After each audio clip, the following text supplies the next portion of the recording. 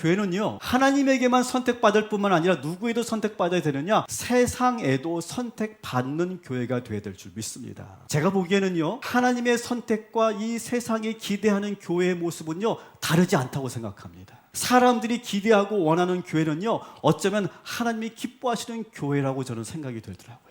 우리가 세상에 선택받는 교회가 되기 위해서 우선적으로 우리가 알아야 될 내용을 여러분들에게 소개하려고 합니다. 코로나 이후에 한국 교회는 엄청난 지각 변동이 일어났고 새로운 교회의 새로운 그룹들이 형성되어 있다고 하는 것이 교회 사회학적으로 전문가들이 말하고 있는 내용이에요. 소위 이들을 뭐라고 부르냐 하면 플로팅 크리스천, 급속하게 늘어나고 있다는 거예요. 전통적인 신앙생활에서 벗어나 어느 한 교회에 적을 두지 않고 여러 교회 온라인 예배를 드리고, 이제 코로나 시대가 끝났음에도 불구하고 여전히 여러 교회를 다니면서 예배 드리는 성도들이 급속하게 많아졌다라고 하는 거예요. 오해하지 마세요. 이것은 이런 사회적 현상을 저는 좋다 나쁘다 어떤 가치 평가를 하려고 하는 것이 아니에요. 오히려 이러한 사회적 변화를 교회는요, 잘 분별해야 되고 잘 수용하면서 이해해 줘야 돼요. 이 플로팅 크리스천이 이렇게 늘어난 것은 코로나 때문이 아니다라고 제가 계속 말씀드립니다. 그 전부터 우리 사회에 있었던 어떤 문화적 현상과 연결되어 있다는 거예요. 그게 소위 뭐냐면 옵션 컬처라고 하는 거예요. 선택 문화. 이런 옵션 컬처가 우리 사회에 자연스럽게 스며들어와 있고, 이것이 한국 교회에 우리 성도들에게 영향을 좀 미치고 있다고 생각해요. 그래서 우리 성도들이 이제는 왠지 주도적으로 신앙생활을 선택하고 싶어하는 그런 욕구들이 있다라고 하는 거죠. 옳다 그르다 잘못됐다라고 말하려고 하는 것이 아니에요. 오히려 이 플로팅한 크리스천들이 다시 교회로 안착하고 그리고 들어올 수 있도록 우리 교회가 선택받는 교회가 되는 것, 이것이 제가 바라는 그런 소망이고 그리고 목회의 방향이다라고 하는 거예요. 하나님에게도 선택받고 그리고 세상에도 선택받는 교회가 되어야 된다. 이것이 저의 목회 철학입니다. 붕 떠있는 플로팅한 이 크리스찬들이 이제 여기에 정착해도 좋겠다, 이런 신뢰와 확신을 줄 수 있는 교회가 되어야 된다라고 하는 거예요. 자, 그렇게 되기 위해서는 오늘도 세 가지를 여러분들에게 말씀드리려고 합니다.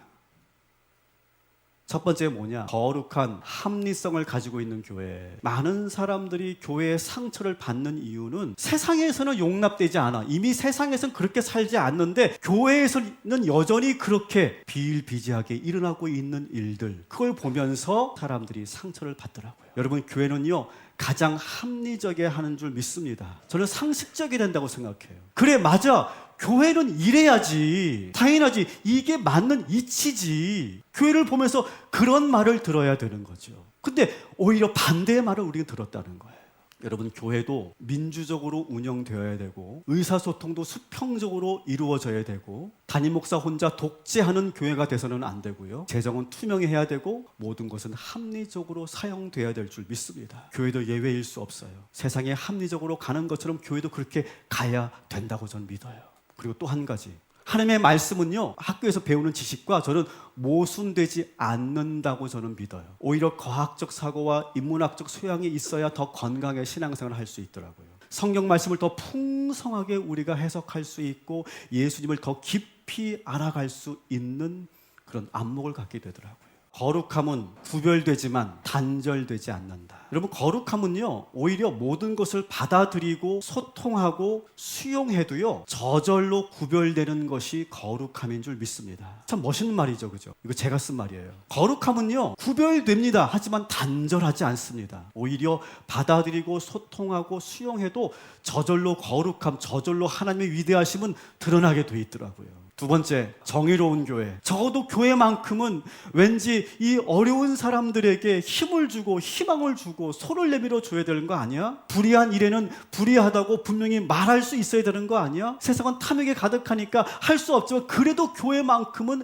그 놀라운 일을 해내야 되는 거 아니야? 그런 기대가 있는데 교회는 오히려 모른 척하고 침묵하고 더 많은 부조리를 저지르는 그런 집단이 되었을 때 사람들은 실망하고 교회를 떠나는 거죠. 거룩함은 정의롭고 선할 때 만들어집니다. 거룩은 그런 거예요. 배척하고 구별하고 선을 그으면 그것은 바리새인들이 말하는 거짓된 거룩이죠. 예수님은 그것과 끊임없이 싸운 것이잖아요. 세 번째로 우리가 세상으로부터 선택받는 교회가 되기 위해서는 교회 속의 교회, 인간은 삶을 살면서 최소한 4가지 감정을 가지고 살아야 된대요. 소속감, 어딘가에 내가 소속되어 있다라고 하는 소속감을 가져야 된다는 거예요. 수용감, 그 소속된 공동체 안에서 내가 수용되고 있느냐, 받아들여지고 있느냐라고 하는 것, 수용감을 경험해야 된대요. 안정감, 이 소속감과 수용감이 충족되면 그 다음부터 안정감이 생긴대요. 아, 여기가 좋구나, 여기 계속 있고 싶다, 그런 안정감을 갖는다는 거예요. 마지막으로 따라합시다. 자존감, 자신의 존재 가치를 이 모임 안에서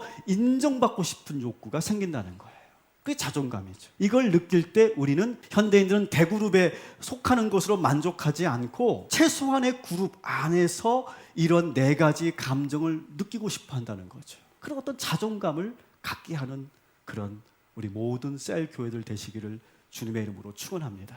하나님이 선택하시는 교회, 그리고 세상으로부터 선택받는 교회, 이 방향으로 우리 교회는 7주년을 정리하고 나아갑니다. 여러분, 그런 교회가 될 수 있도록 저와 함께 동역해 주시고 그리고 만들어가 주시기를 주님의 이름으로 축원합니다. 그리고 여러분들에게도 질문 드립니다. 여러분, 하나님이 기뻐하시고 쓰임 받는 인생 되시기를 주님의 이름으로 축원합니다. 아멘.